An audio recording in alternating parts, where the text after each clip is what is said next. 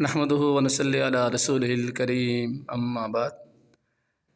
تکبیرات تشریق یہ ہیں: اللہ اکبر، اللہ اکبر، لا الہ الا اللہ، اللہ اکبر وللہ الحمد۔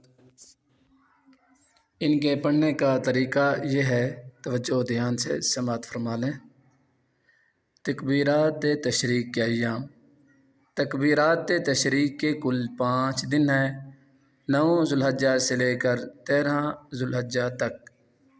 نمبر 3، تکبیرات تشریق کا آغاز اور اختتام: تکبیرات تشریق کا وقت 9 ذو الحجہ یعنی عرفہ کے دن فجر کی نماز سے شروع ہوتا ہے اور 13 ذو الحجہ یعنی عید کے چوتھے دن کی عصر کی نماز تک رہتا ہے، یعنی تکبیرات تشریق کل شروع ہونے والی ہیں۔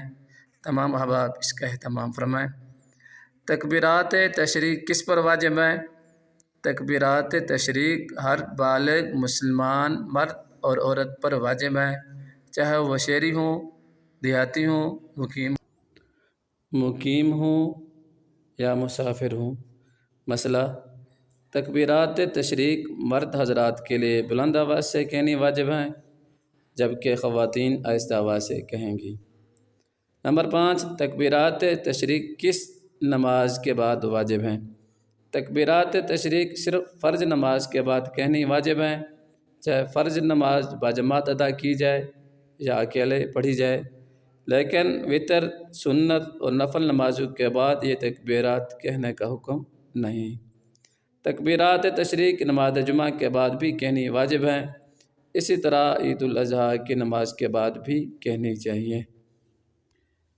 ایک اور مسئلہ سماعت فرما لیں۔ تکبیرات تشریق کے مذکورہ بالا 5 دنوں میں کوئی نماز قضا ہو جائے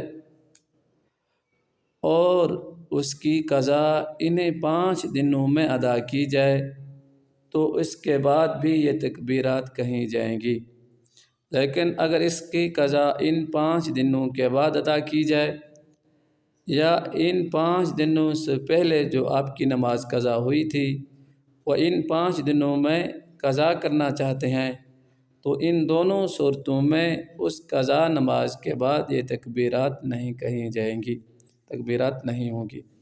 مسئلہ: اگر امام تکبیرات تشریق بھول جائے تو مقتدی حضرات کو چاہیے وہ امام کا انتظار نہ کریں بلکہ فوراً تکبیرات کہہ دیں۔